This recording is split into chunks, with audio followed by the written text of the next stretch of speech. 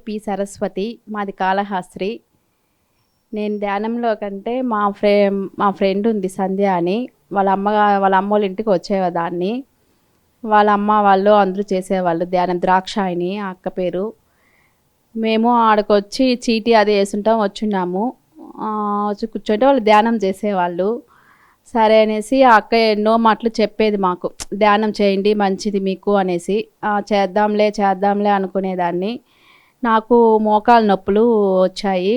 సరే నేను హాస్పిటల్కి వెళ్ళాను. సరే మళ్ళీ ఒక రోజు ఏమంటే ఇలా వచ్చేందుకు మోకాలు నొప్పులు అంటే, ఒకసారి ధ్యానంలోకి రా, నువ్వు చూడు, నీకు కొంచెం తగ్గుతుంది, ఆరోగ్యం బాగుంటుంది అని చెప్పింది.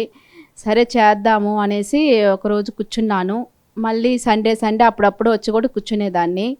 మళ్ళీ రోజు కూర్చొని చేస్తూ ఉన్నాను. నాకు చాలా కొంచెం మానసికంగా కూడా కొంచెం ఏదో ఆలోచనలు అట్లా ఇట్లా పిల్లల గురించి ఎక్కువ అరవడం అలా ఉండేది.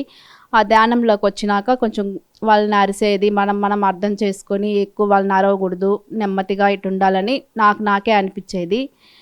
నేను అసలు కింద కూడా మోకాలు నొప్పులకి కింద కూడా కూర్చునేలేని దాన్ని. అలాంటిది ఇప్పుడు కింద కూర్చుంటున్నాను, బాగా కొంచెం తిరుగుతున్నాను. నాకేం లేదు, ఇప్పుడు బాగుంది ఆరోగ్యము. చాలా మానసికంగా కూడా చాలా సంతోషంగా ఉంది. ఈ ధ్యానంలోకి వస్తే చాలా మార్పు మనకే తెలుస్తుంది. అసలుకి ఎప్పుడు ఖాళీ ఉంటుందా, కూర్చుందామా ఈ ధ్యానంలో అని మనకే ఒక ఆనందం కలుగుతుంది. ఈ ధ్యానంలోకి వచ్చాక కొంచెం మానసికంగా సంతోషంగా పిల్లలతో కానీ అందరితో బాగా ఉంది. పత్రి సార్ని నేను కలవలేదు. నేను ధ్యానం చేసేటప్పటికి కూడా తినేస్తా ఉన్నాను నేను ఇది మాంసాహారము. మళ్ళీ నాకే బాలా సారు కాదు, మునిబాబు సార్ దగ్గరికి వెళ్ళాను. మాకు ఇక్కడ కాళహస్తిలో మునిబాబు సారు మాస్టర్ ఉన్నారు.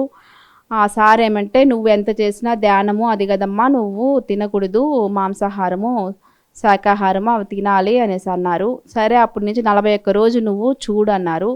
నేను 41 రోజు తినకుండా ఉన్నాను. నాకు అప్పుడే మోకాలు నొప్పులు అన్నీ తగ్గినాయి, బాగుంది ఆరోగ్యము.